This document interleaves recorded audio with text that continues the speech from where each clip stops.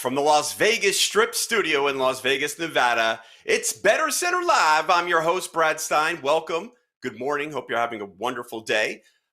Today, we have a wonderful show. We're going to talk football, baseball, a little bit basketball, plus the most interesting play of the day. Don't forget to watch us daily, 9 a.m. Pacific Standard Time on LouisDiamond.com.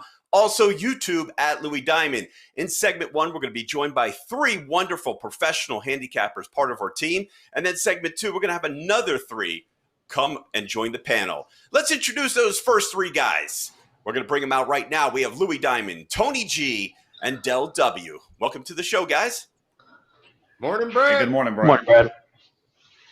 Tony G, what did you learn from yesterday? I heard you talking before about the Thursday night football game. Wow. Yeah. I went against what I thought was the right play, took the points in Cincinnati, and thanks to Baker Mayfield's a little bit of greed there with about 11 minutes left in the game when they've been running the ball up and down the field on like a 5-minute drive carried over from the end of the third quarter. He throws a deep pass trying to get the home run ball, and it gets picked off. And ultimately, that turnover led to the back door there in the final minute of the game. It's actually and thank you, Baker, for being consistently inconsistent and allowing me to get the backdoor cover last night. That's what I learned. Don't trust Baker Mayfield. But he did win the game, and he threw more touchdowns than interceptions. I'm not going to give a ton of credit to Cleveland for that game. It was an easy, nice, clean win, but you can see they were against a hapless team. So from the quarterback perspective, he got more than 200 yards rushing from his backs. Oh, I know. I mean, what did he really have to do last night? He was under no duress, got no pass rush, really didn't have to make any key decisions. And like I said, the one time he took a shot, it got picked off. So, Louis D, I know you're a big Burrow fan. He looked good. He was under a lot of duress, and he made some pretty good throws. No mistakes. What were your thoughts? What did you learn yesterday? I'm pretty sure he's going to be under duress a lot this season. And, 61 passes. They're not afraid to put him right there, to put him out there. And he doesn't have a great offensive line. He needs a little help there, and that's what's really going to make this kid shine. So I learned that he'll have some struggles, but it's because of the cast that's around him, I really believe. And obviously young and a little inexperienced. Pretty interesting to see that this is the first time he said he ever has lost 2 games in his whole athletic career in a row. So we'll see how he responds from that.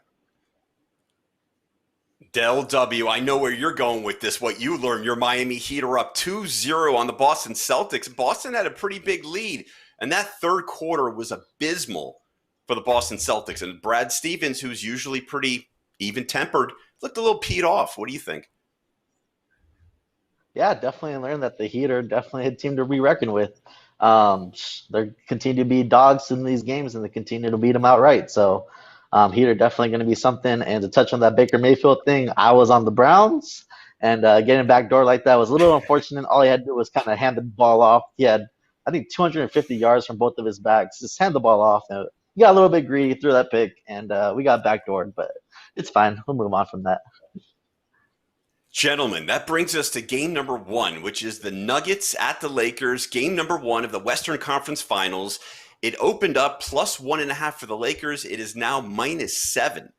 And the over-under opened at 209.5 and is now 210. Louis D, take us away with your thoughts of game number 1.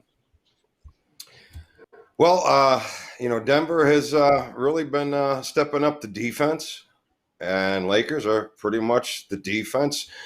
So I got to look at this to be an underplay.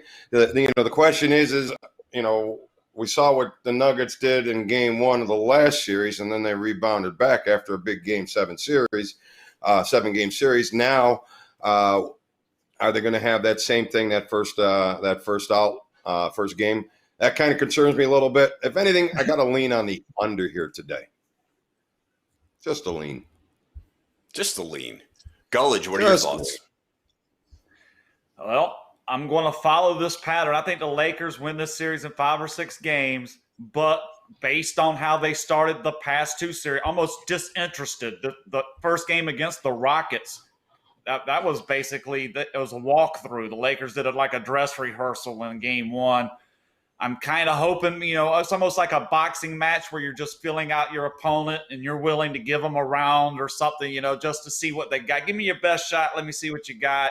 Oh, you won that one, but you know what? We're going to kick your ass from here on out. Kind of hoping that's the situation. So I'm going back and play Denver tonight, plus the points in game one, looking to kind of repeat that pattern where the Lakers, like I say, just almost disinterested. They're interested, but it just seems in their intensity is not there in the game ones. For whatever reason, I hope it continues tonight, taking Denver here.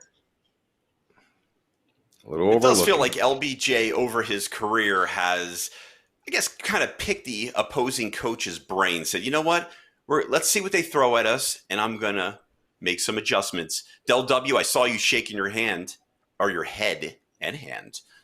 I'm assuming you agree with Tony G. Yeah, I mean, basically everything Tony G was going to say, I was going to say too. Lakers, they came out against Portland, they lost game one. Same thing against the Rockets, came out, lost game one. I like the Nuggets here. I mean, they match up well with teams. They got a lot of good size. They got shooters in every position. And that pick and roll game with Murray and Jokic is really good, hard to defend. Lakers got size. They don't really got that three-point shooting. It did show up last series versus the Rockets, but it's kind of hard to be consistent when you're not consistently a great three-point shooting team. But I do like the Nuggets here at +7. I do like the points. I also like them on the money line. I got them at 240, I believe. Just hoping that the Lakers, just like Tony says, fill out their opponent, come out weak game one. It's going to be an interesting series. I think it's going to be a good series, but I'm thinking that the Nuggets take game one today. I like the points and I like the money line. How about this? FCS college football tonight on ESPN. Campbell at Coastal Carolina. This is true. It opened up -24.5 Coastal Carolina with an over-under 57. Currently, we're around 60 with the over-under and -28.5 Coastal Carolina. We're going to stay with you, Del W. I would love your thoughts on this game. Yeah, so I've been tracking Campbell for about a good 5 years now. I think they're 38 and 104 against the spread. I'm just kidding. I have no idea who the hell Campbell is, guys. Where the hell did you get that? I got no idea. All I know is that You Coastal tricked us Carolina, they upset Kansas last week. They got a pretty good team. I haven't really looked too deep into this game at all, but it's a really high spread. I think 26.5 right now. I'm not going to be touching it. Maybe under. He's figured two bad teams. I don't know. But I'm going to leave these guys to give you guys a good pick on this. And we're going to get a good pick right now from Bag of Diamonds. What do you have for us? I don't know if we'll get a whole bag of diamonds on this, but, I got a little can of beer opinion on this game. Coastal Carolina, big win last week. Actually, the Sun Belt, actually crushed the Big 12 last week, and pretty shockingly. Now the question is, are they going to be able to come back and play with that kind of elevation against an FCS team? I think they're going to actually be a little flat. I think a lot of the move was just based upon a conference mismatch. Conference mismatches are definitely something to be looking for, and you want to play the stronger conference. But, last week, Campbell, they almost beat a Sun Belt team. They lose by 1, and only they went for the 2 and missed out on it last week against Georgia Southern. So they actually had an opportunity to win. I think they're going to be a little bit hungry. I'm kind of liking the points. Open a can of beer and grab some Campbell Camels. The Fighting Tony Camel. G. Ooh. Wow. Well, let's talk about this game. I mean, this is from my part of the country, Coastal Carolina, just off Myrtle Beach, Conway. My parents lived in Myrtle Beach for 30-plus years, so it's a party school just west of the beach, Conway, South Carolina, Coastal Carolina. Campbell was a small private school in North Carolina, out in the middle of the boondocks, basically nothing close by. So looking at this game, I think the perception here is going to be that Campbell was a 35-point dog last week, almost won, okay? Almost won. It was ridiculous. 35. You looked at the spread, 35 points is what they were getting last week. Kansas, just laid an egg against Coastal Carolina. Les Miles, I'm not sure Les Miles wants to be a coach after watching that game. I don't know, his team wasn't ready. Kansas I was totally disappointed in what they put out there. So you wonder can I grade Coastal Carolina high? My number in this game was 21. Okay, so I was closer to what the original opening line would 23, 24. Still think there's no value there, but the perception is on Campbell, so the line just started going the other way. I think I would probably take Campbell and those points here, but I'm not going to bet on it. Just an opinion. If you're going to twist my arm, take Campbell. I am twisting your arm, but I'm going to twist your leg with some Major League Baseball because the Minnesota Twins are at the Chicago Cubs, opened up minus 130 with an over-under 7.5, and now it's minus 120 with the Cubs. Hill and Hendricks are on the line, so let's start with you, Tony. Well, I do like this game today. I am taking the Cubs as part of my inner circle plays. GreatWhiteCapper.com. I was trying to pull up my notes here, and of course I'm fumbling through it. I do like Hendricks at home. Cubs some momentum play. Okay, I noted this is a momentum play. Cubs are going for their 5th straight win. You're getting them at, I think I wrote it down 125-ish, 125 range is what I got it at. Momentum play, good spot for the Cubs here. Both good teams. This is the kind of matchup you're going to look at, for postseason.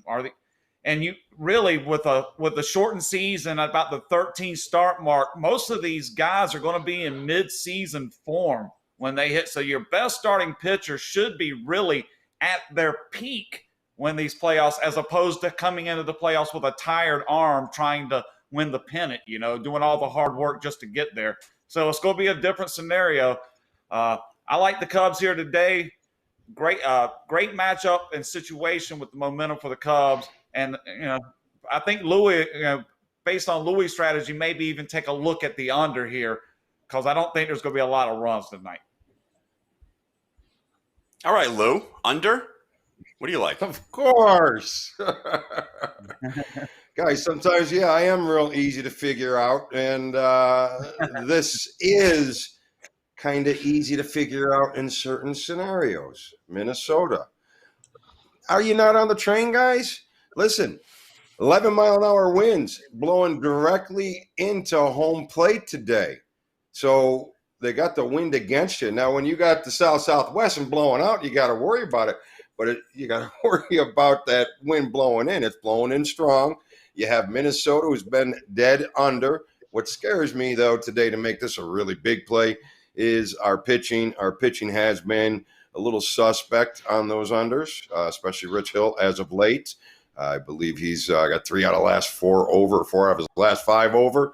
But he has pitched 4 out of 5 unders versus the Cubs. So that's a little comforting. But I'm still riding the under, without a doubt. The under here today. Tomorrow will probably be bigger. So we got wind. I like that. Wind's going in our favor. That's good. That's good. All right, I like that. LW, do you like that? Yeah, I could definitely agree with Mr. Louis Bag of Diamonds. If I was going to make a play, I'll probably agree with that under. Pitching advantage definitely goes to the Cubs. I could kind of see Tony's perspective as well. As for me, I'm not really going to be touching this game, but both of these cappers made really great points, though. Well, thank you, Del W. That brings us back to college football. Houston at Baylor. Baylor -7, now around -4 with the over-under at 60, and currently we're at 61.5. We'll go back to the Bag of Diamonds and see what he thinks for college football, Houston at Baylor. Well, I got to tell you, I have a very strong opinion on this game. Baylor's been a team that I would ride first quarter over, ride over, and then all of a sudden the scandal broke and kind of broke me on the Baylor train. Always been playing Houston. Love Houston, but their teams have changed a little bit. So these teams have changed a little bit. I got to kind of see what goes on here. As far as the Cougars, they are 21-7-1 as an underdog. So they do show up as an underdog. That's about all I got. I know these guys have a little something more on the game. Let's rock with their opinion.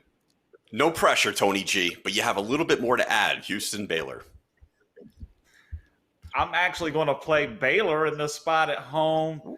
I'm going to question Houston's offense here. Their quarterback left. Houston's left with just a guy that threw damn near as many interceptions as touchdowns when he played, and then the backup is going to be the coach's son. So there's really not a lot left in the Houston cupboard in terms of offense, and I think that's what's going to – they're not going to be able to keep the ball away from Baylor, and even if Baylor – takes a little bit, a quarter or two to get it rolling. I think by the time they get into the third and fourth quarter, they'll be grinding on Houston hard. I think the play here, I see line value, and these teams haven't played much, so hopefully there's a little bit personal, even though the location of the two schools is similar. These guys haven't played much. I look for Baylor to step up the game and get the cover here. That brings us to Del Warfield. Your thoughts, please. Yep. So I agree with Tony here. I'm definitely going to be on Baylor. It's probably going to be one of my favorite plays throughout the weekend. I love Baylor here. They're returning their quarterback here, returning their best running back. I think they're going to be much better than they were last year. As far as Houston, Louis Bag of Diamonds, he brought up a good point there. 21-7, I believe he said.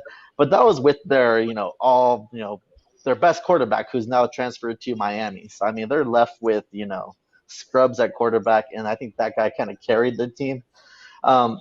It's kind of hard to go off of those trends. I kind of want to fade that, and I really like Baylor here. I love the -4. I think this is probably going to be a blowout, so I'm loving Baylor. Thank you, guys. Coming up next, Tony Cusimano. He is in the hometown of Mike McCarthy, Dan Marino, Joe Montana. Where is he? That's next. You're watching BettorCenter Live on YouTube at Louis Diamond and louisdiamond.com. Brad Stein here live from Las Vegas. Join us daily for BettorCenter Live with our professional handicappers, where you get sports information you can bet on. Stop gambling, start winning. BettorCenter Live.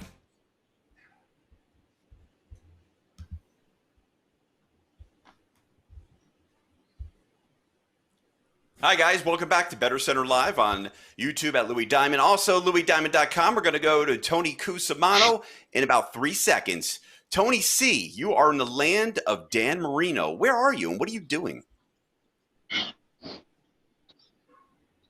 Well, I am in Pittsburgh, Pennsylvania at Heinz Field, as you can see behind me here. I'm at the home of the Pittsburgh Steelers and, believe it or not, the Pittsburgh Panthers, who play tomorrow. We're going to cover that. The city that has three rivers in it, the Ohio, the Allegheny, and the Monongahela, I believe is how it's pronounced. Three rivers meet here.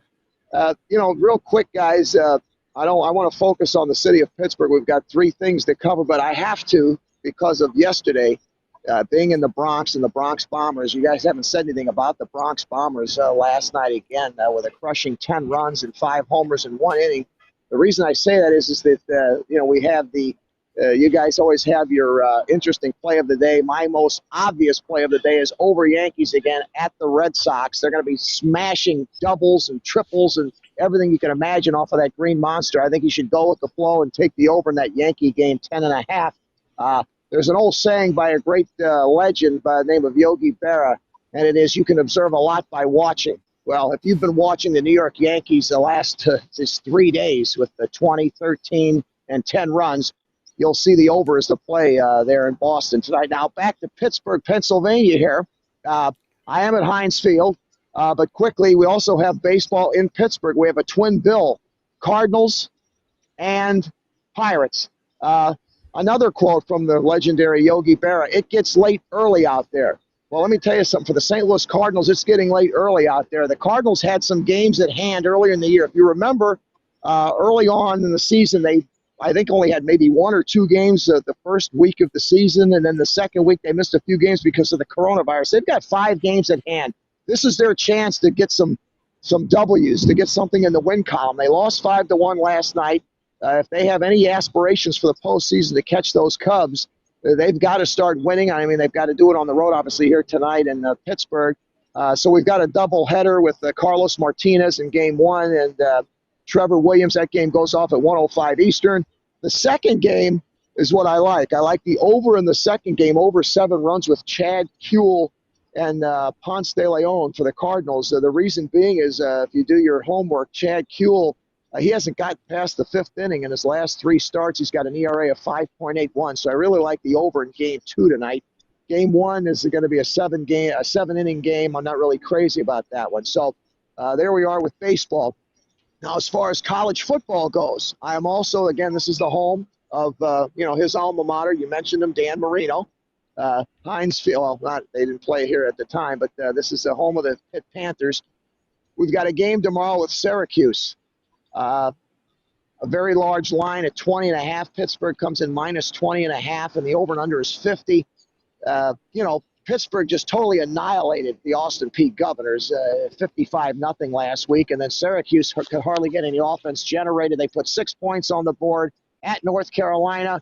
I think probably maybe that was just a tune-up game for them. Maybe they could put 14 points on the board here in this one, or across the goal line a couple of times, or a couple of field goals.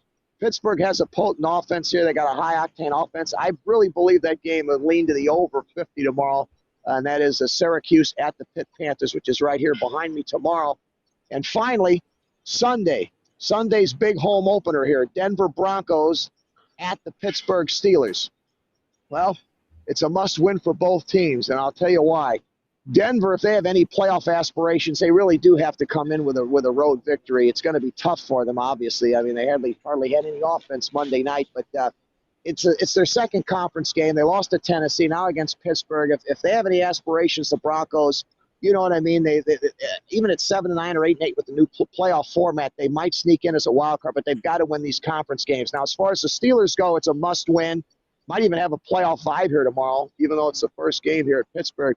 Pittsburgh has to win this. They lose, they're 1-1. They're tied with Cleveland. I mean, they've got to keep up with the Joneses. So they've got to keep up with the Baltimore Ravens.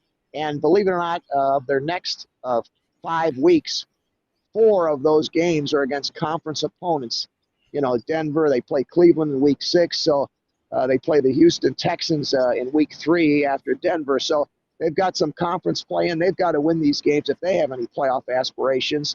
Aside from all of that, I want Louis Bag at Diamonds to know that after I get done here, your man on the street, which, by the way, I'm going to have dinner with a lovely woman tonight from Pittsburgh who makes a hell of a tripe dinner. She's a good friend of Tommy Lasorda, so I'm in Pittsburgh, and I'm going to have dinner with this beautiful young lady tonight, Lou. Other than that, the man on the street, I'm going to throw it back to you, Brad, in the studio. I tell you, 7 cities in 9 days. And again, I'm not even running for office. I'm probably the greatest road show since Barnum and Bailey, the Harlem Globetrotters. With that, Brad, take it away. I'm going to throw it back to you guys, but over and over Game 2, St. Louis, over New York Yankees. Ride that wave. It's deja vu all over again with the Yankees. Take it away. Tony Cusimano, the man on the street. Welcome back to BettorCenter Live on LouisDiamond.com. Also YouTube at Louis Diamond. Thank you guys for joining. We are now joined by 3 new handicappers. Well, one of them is coming back. His name is Louis Diamond. You might have heard of him. But also we have 2 new guys, Ross Benjamin and Chip Chirimbus. Welcome back to the show, gentlemen. Thank you, Brad. Chip, what did you learn from yesterday? Oh, boy, I'll tell you, I just think that the Cleveland Browns are a hard team to win with. That's for sure. And Burrow, I mean, he looked so good. He looked really good, and he had a lot of pressure on him. I think the kid's going to mature and going to be a great NFL quarterback.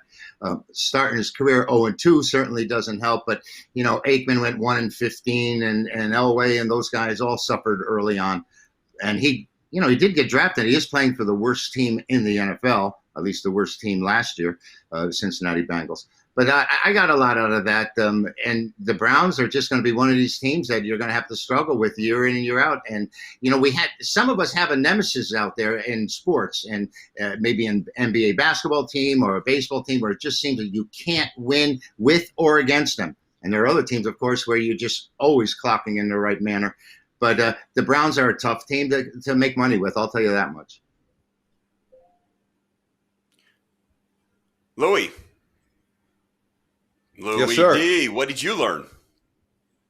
What did I learn from yesterday? Different than what we talked about in that first segment with Burrows having a weak defensive line. And I think A.J. Green is going going to leave him hanging this year. I think Boyd is going to be his go-to guy.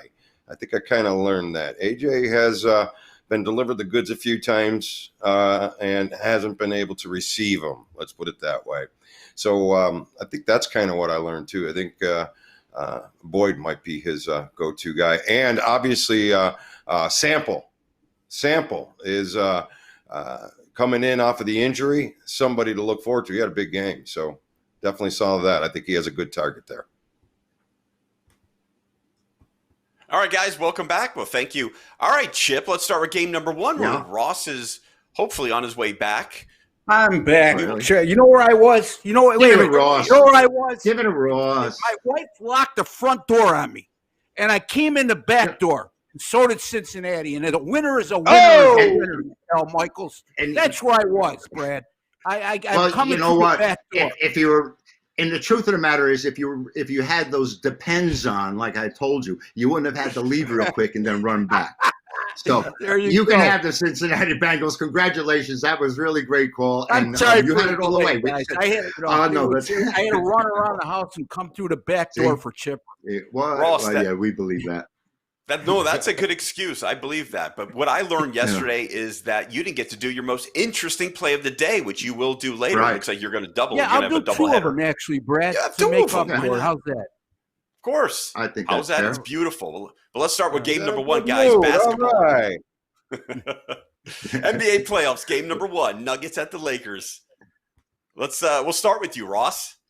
Well, I mean, in the first segment, they made a good point. I mean, look, the Lakers, the last two opening games of the series, sleepwalked through those games. And Denver, their last two opening games of the series, they won them both, and then they lost the next three, and then they won the next three.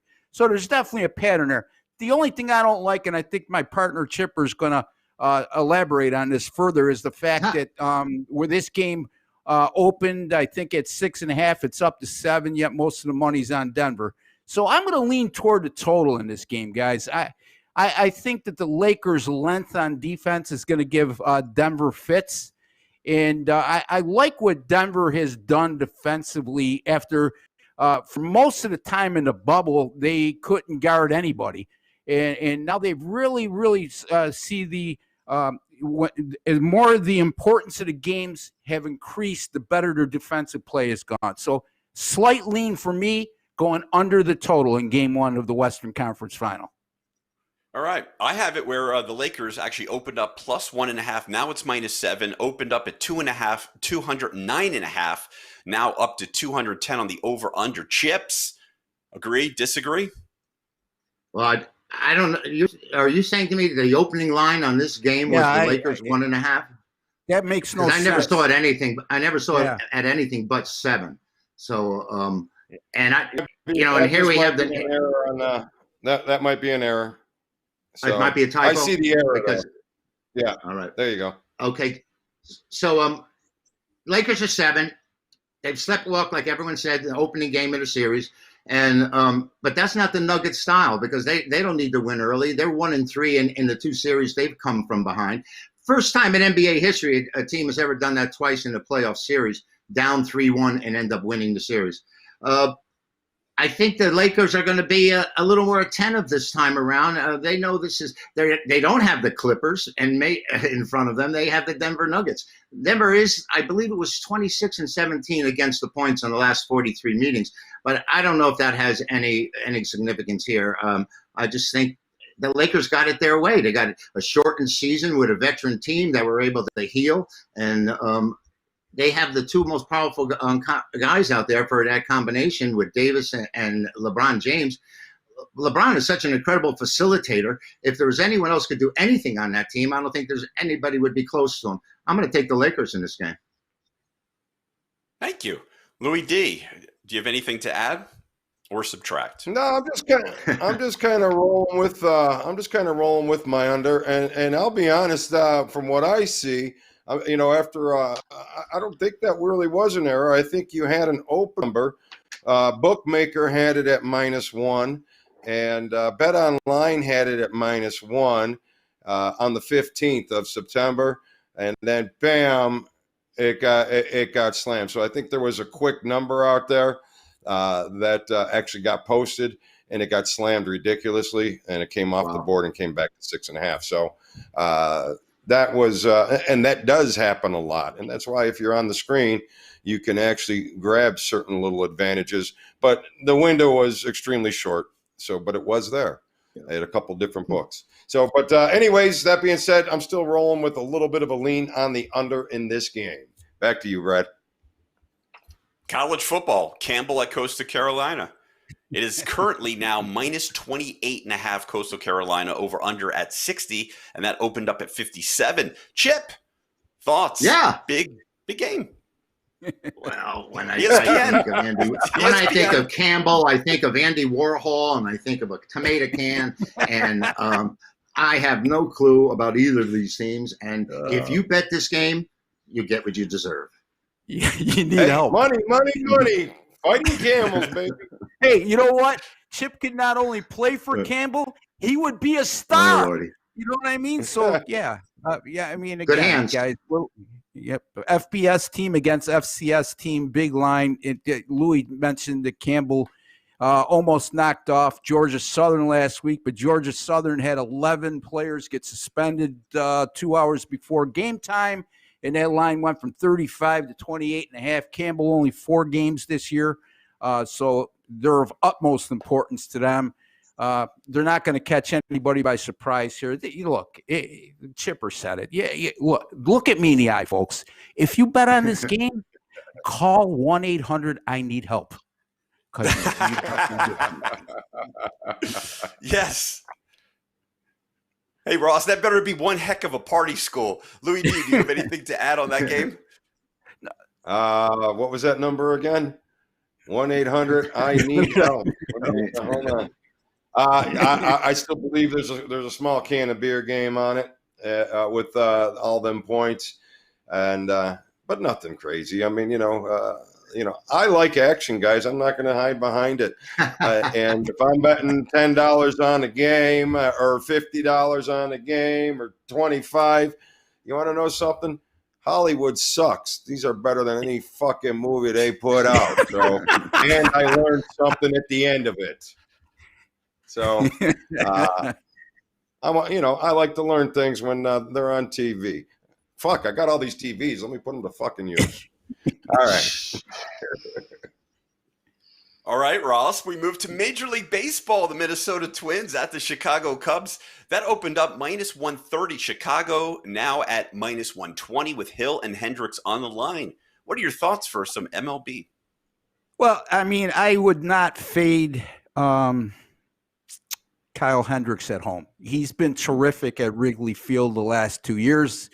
The other gentleman touched upon that, so I'm not going to elaborate on that further because it would be redundant. And then you also have a Minnesota team. Look, there used to be a hockey coach, a head coach in Buffalo for the Sabres. His name was Lindy Ruff, okay? And I think Louis' eyes lit up, okay? You know what they used to call him, Chipper? Great player.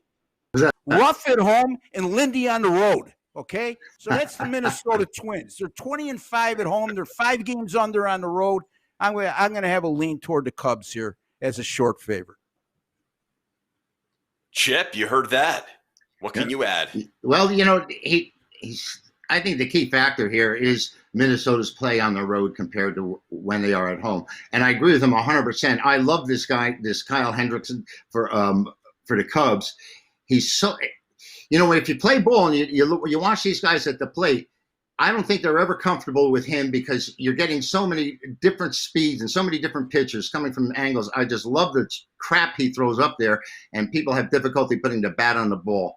That being said, Minnesota's going to be starting Hill, who's the veteran has been great. He's very effective. I don't know about. I'm talking about his career and his past, and I wouldn't have any problems taking him here, other than the fact that Hendricks would be the way to go as far as I'm concerned, and Minnesota's road record is just it's self-evident. So I would play Chicago behind Hendricks over Minnesota.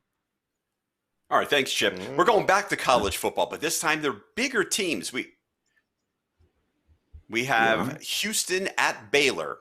Game opened up Baylor -7, and now it's -4 with over under 60, now 61.5. Chip. Well, I've a couple of concerns about this game, and the fact that I think Baylor's going to be the public side here, and Baylor obviously at 11-3 last year was a better team. 8-1, they won the conference, lost in the Sugar Bowl, but they did lose their coach, and he's already done a great job in the NFL, and that is huge. Why is this team only a 4-point favorite at home against a Houston team, like everyone said, has the coach's son backup quarterback? They lost their number one player last year. They have no running backs, and the line is only 4. I'm very, very skeptical of this line. I haven't done any real serious research on it. Today's my day, and tonight's my night. Everything will be up later on Friday. But right now, that line makes me very suspect. And I think it looks very inviting to take Baylor. I think it looks easy to come get me. So I'm going to say right now, I'm on a hiatus as far as this giving you an answer or a side, but you know what I'm thinking. I know what you're thinking. Does Ross know what you're thinking? Ross, do you have a play on Oh, this? yeah. Yeah, I mean, I don't know if I know what he's thinking because that would be a hard task. And anytime you That's try to gotta get inside hurt. chip 9. Anyway. That have to hurt. Yeah. Anyway, so all kidding aside. I gave him enough hints. All kidding aside, we're gonna, first game for both teams, and here it is, the third week of September. So not a lot to go on here, other than the fact that Baylor has a new coaching staff. Okay, shortened off season. So Chipper makes a good point. Why are they only a 4-point favorite at home? Nationally ranked team a season ago, 11-3. Only 2 returning starters on defense for Baylor. Yes, Houston lost to Rick King, but they also have 19 returning starters, including 10 on the offensive side of the ball. This line opened at 7, went down to 4. I would tend to agree with Chipper that if there is a side, it probably is. It looks like Baylor is a sucker play, and no disrespect to anybody, but just from my perspective. But here's where I'm going with this game. I think when you look at Houston's history and Dana Holgorsen as a head coach, he's an offensive mind. He pays very little attention to defense, even back in his days at West Virginia. And I think that we'll see plenty of points scored in this game. I believe the total is around 61, Brad. And my early lean right now would be on going over the total in that contest. All right, fair enough. Louis D, Ragin' Cajuns minus 15.5 at the Panthers with the over under 57. Right. Well, you got an under team with the Ragin' Cajuns, and you got an over team with the Panthers. I see both of them going different directions as far as the total is concerned. Cajuns are definitely a hot team, or the hotter team coming in. If you want to look at the last 26 games, they are 18-8 against the number. And Georgia State, they don't do well when they play a team with a winning record, 9-2 against the number. So I'm going to give a little lean on UL Lafayette, but those are just trends. You got to go a little bit deeper. I haven't gone too much deeper into this game. Maybe one of these guys did. So back to you. All right, Ross, what are your thoughts?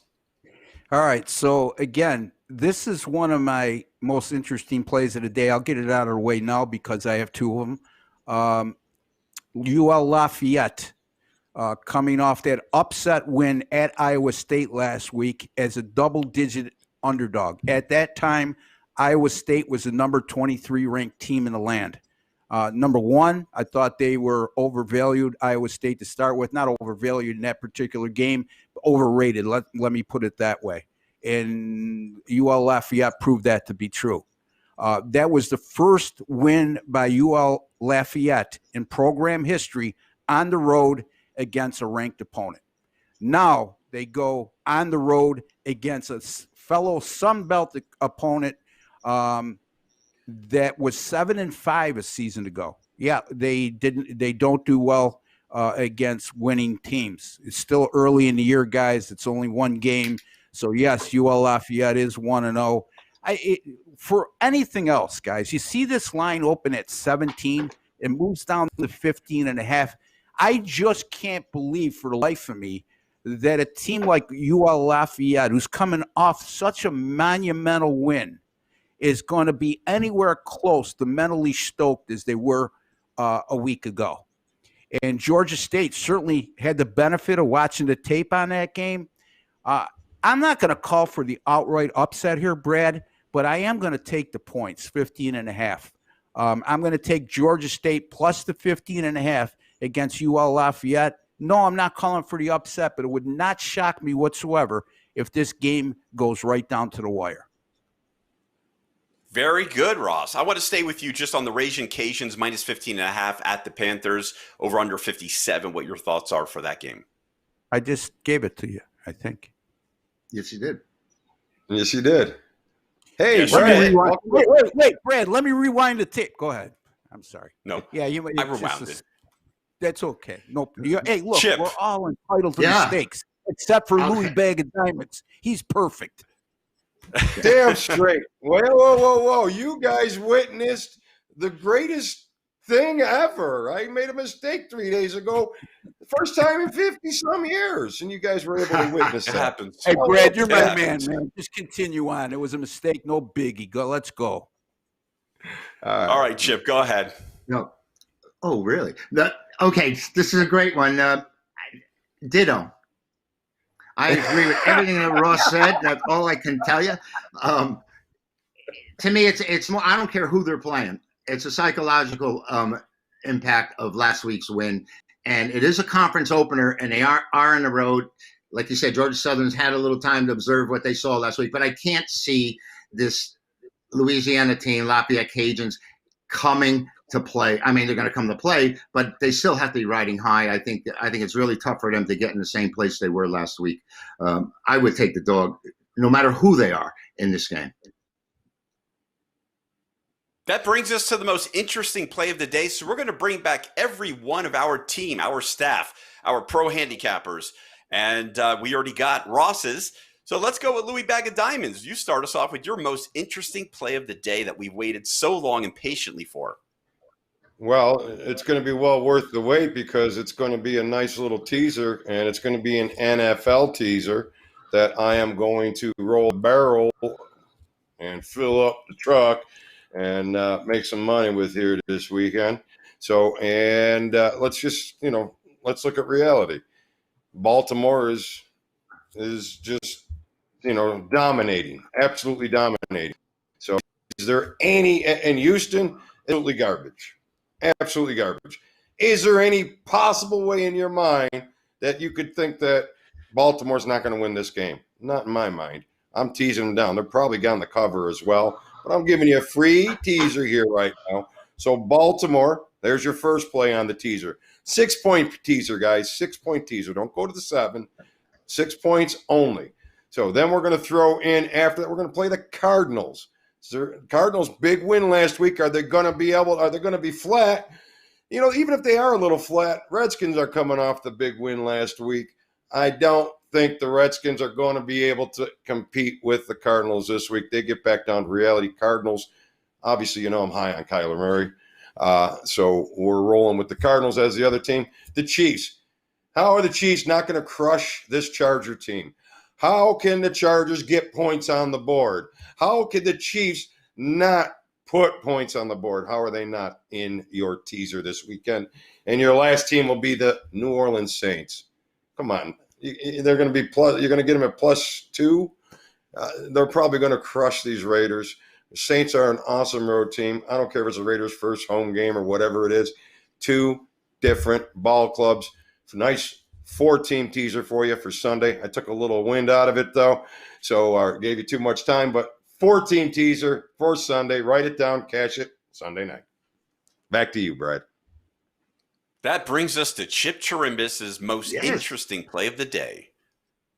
Well, one thing I learned, don't be afraid about laying runs with the New York Yankees. My goodness, what a powerhouse. But today in Major League Baseball, I'm going to be playing against the Chicago White Sox. I'm going to be playing Cincinnati Reds at home. And the crazy thing about this matchup is Cincinnati has been absolutely blown out by the White Sox at home. White Sox have a major advantage there. I think it's like 17-7, something along those lines. But today I've got a hurler on the mound that's got incredible numbers for the Reds. He's only making his 3rd or 4th start of the season. He's been out of the bullpen. It was AJ. Oh, I'm trying to forget his last name, but Antone, Antone. He has pitched 27 innings, 39 strikeouts, only given up 17 hits. Those are the kind of numbers I like to back. I have Cincinnati over the White Sox today. Thank you. Let's go back to our previous sports handicappers. Del Warfield, are you with us right now? Yep, still with you, Brad. So for my most Thank you. interesting play today, I'm going to baseball as well. Between the Royals and the Brewers, I like this total game going under. Open up at 9. You might go down to 8.5. I think it's juiced right now at -120 for the under. You got Duffy versus Hauser on the mound today. I think I talked about this in one of my previous most interesting plays. That Duffy's is probably my most favorite pitcher for the Royals. You know, he has that. You know, he's able to get ground balls, able to get, those double plays to get out of trouble most of the time. So mostly based off of, line movement, action coming in. I really like this game under. We're 4-0 in our last 4. It was interesting plays, so we're hoping to ride that to 5 today. Tony G, you are back. Most interesting play. All right, so I've already talked about I like the Cubs today in their baseball matchup. I'm going to give you a play for tomorrow's college football, the early game, just so might not have time to get to it tomorrow. I want to give you Duke as they have their home opener. Like Duke, I'm noting here that they got their transfer. Their quarterback was a transfer from Clemson. I thought he actually didn't play too bad against Notre Dame. Duke did cover the spread. I think there's so many problems for Boston College. I know they improved. I think their offense might be okay this year. We'll see with a new coach for Boston College. I think there's a lot to be look forward to for Duke. I think they actually, with this guy, this quarterback's going to be something that's going to help them win some games in the ACC this year. And I think this is definitely going to be one. I think they got Boston College at a disadvantage, and I think Duke is going to get the win. So for me, the most interesting play is a game in the morning, 12 o'clock East Coast time. I'm going to play Duke laying the points against Boston College. Let's go back to Ross. Since we missed you yesterday, do you have another play for us? Well, hopefully I don't drop the mic like I did yesterday. So that was most a mic drop? interesting. That's what happened yesterday, actually. And then I try to reconnect, and anyway, NFL, Philadelphia and the Rams at Philly. Look, public perception. The Rams were on national TV last Sunday night. They beat the high and mighty Dallas Cowboys. The Philadelphia Eagles blow a 17-0 lead to the lowly Washington Redskins and lose a game 27-17. It's a pick'em game. West Coast, like Lou likes to say, West Coast team coming to the East Coast and playing an early game. The obvious choice for a lot of bettors who have a short memory is remembering what happened last Sunday. But I don't have a short memory, guys. I just think this is going to be a sucker play on the Rams. I think Philly was embarrassed last week. Despite giving up 27 points, they held the Redskins at somewhere around 230 yards of total offense. They were victimized by a -3 turnover differential in that game. So my most interesting play of the day in the NFL on Sunday is on the Philadelphia Eagles as a pick'em over the LA Rams. Are you sure you don't want a third most interesting play of the day? Or are you good for today? For my plays this weekend in college football and the NFL, you can go to my website. That's rbwins.com, rbwins.com. Folks, my last 3 in the NFL, 2 winners on Monday night, another winner last night. And this is documented, independently documented by sportscapping.com. Since 2013, in the month of September, my NFL picks are 102-51. That's 67%. I challenge anybody out there who thinks I'm full of shit to go and check and verify that at cappersaccess.com. Sportscapping.com. And you know what? You talk about being ahead of the bookmakers early on. You better get them early because they're going to be real sharp as the season goes on. I've proven to do that over the last 7 years, Brad. That is true. He is not full of poo, but we are out of time. Oh, don't forget chipwins.com, louisdiamond.com, thegreatwhitecapper.com. All of us right here at Better Center Live for more up-to-date information and picks. Check us out at louisdiamond.com and YouTube at Louis Diamond. We'll see you tomorrow, same time, 9 a.m. Pacific Standard Time. Special thanks to Eugene, our producer and director. If you don't play, you won't win. Better Center Live. I'm Brad. Have a wonderful day.